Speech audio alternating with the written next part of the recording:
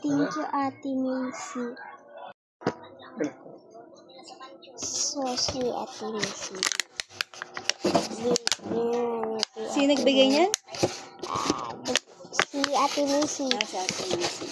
Ganyan lang kami. Sino yung Macy? Bye-bye. Ayan. Yung friend ni Daddy.